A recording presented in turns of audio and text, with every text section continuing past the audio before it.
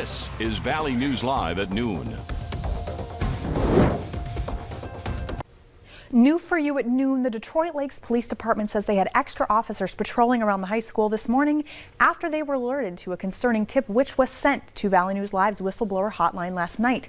The anonymous tip said someone's going to shoot up the high school. And although the tipster did not say which school the threat was targeted to, we called Fargo police. They said they would notify local schools as a precaution and will let the schools determine if the threat is credible or not. Valley News Live also reached out to the Moorhead, West Fargo, and Grand Forks school districts to see if they had increased patrols as well, but have not yet heard back. The Detroit Lakes School District says they will have a closed campus lunch for today, and that is for the safety and security of all of their students.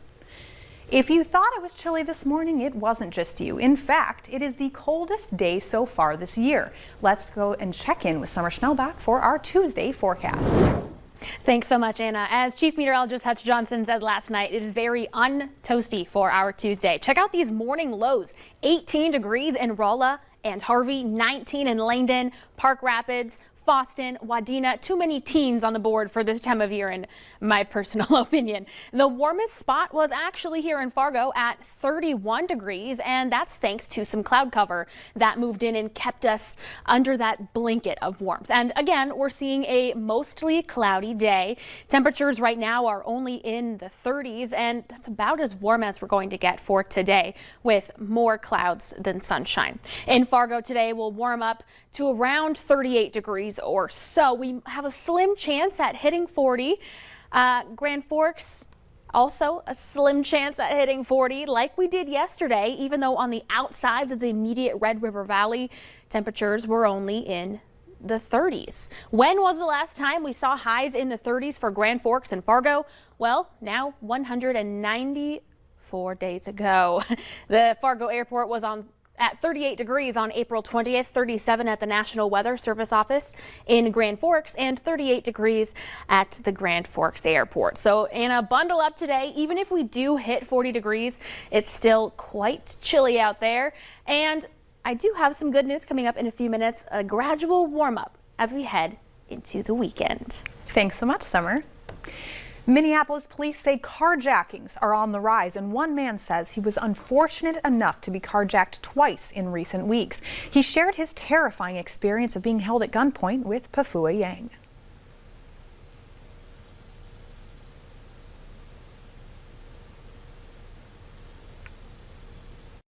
And I'm afraid, I'm afraid to go at night to go to the mailbox. Craig Betcher was never the type to fear anything. But that changed about a week ago when he visited a friend in North Minneapolis. When I came out of the house, two guys out of nowhere came with guns, pointed right at my gut. Betcher says the guys threatened him to hand over his keys. I had cancer a few years ago, and I worked so hard to stay alive, and now I'm going to be shot.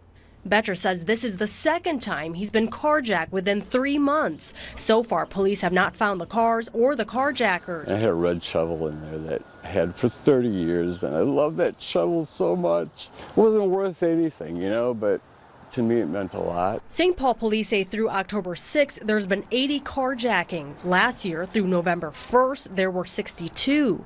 In Minneapolis, so far, there's been 457 carjackings this year. 16 of them happened this past weekend alone. In 2020, Minneapolis police report 405 carjackings, a 300% increase from 2019. You just kind of always have to be on your guard. I feel like that's kind of a sad world we live in. I'll walk my dog out at night, and I won't go as long on walks at night. As for Betcher, it's trusting people again that he hopes to overcome. Oh yeah, I look at everybody thinking, are they going to shoot me? While Betcher's carjackings remain unsolved, Minneapolis police said they did arrest someone and identified 2 others involved in a carjacking on Saturday. Voters in Minneapolis will decide whether to replace the city's police department with a new Department of Public Safety. The election comes more than a year after George Floyd's death launched a movement to defund or abolish police across the country. And Mayor Jacob Frey faces a new bevy of opponents who have attacked his leadership after Floyd's death. Results from the ballot question are expected later tonight, but mayoral race results may take longer because Minneapolis uses a ranked choice voting system. If no candidate reaches 50% in the first round of counting, the winner would be determined tomorrow. And the pandemic has been tough for everyone, especially for people on the front lines working in the state's hospital and healthcare facilities. It's leading to an increased rate of burnout in the healthcare profession. Dr. Melissa Hankey with the North Dakota Professional Health Program says during the pre-pandemic period, about 40% of medical providers say they were burned out, and that number is now up to 62%. It can be a pre-state for depression, anxiety, substance use disorders, all kinds of things that may negatively impact patient care. Professional Health Program is a confidential program that monitors medical professionals struggling with mental health and addiction problems. If you're a physician and need help, visit ndphp.org.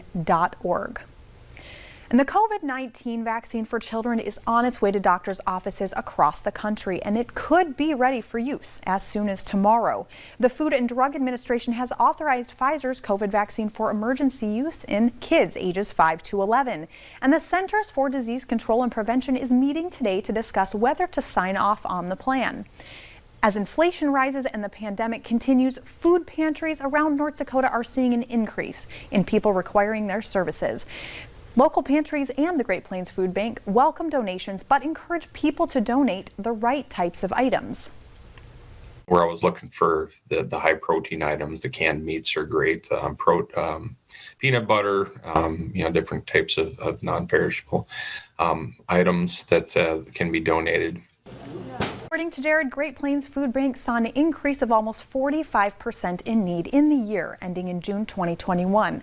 Besides non-perishables, one of the biggest items he's seen a need for? Diapers. Generally, he says if you can't afford to buy food, you also can't afford to buy diapers. For more information about how to donate, visit greatplainsfoodbank.org. Coming up at noon, have you heard of death cleaning? Well, it's taken off in one Scandinavian country. But next, the weather to plan your day with Summer Schnellbach.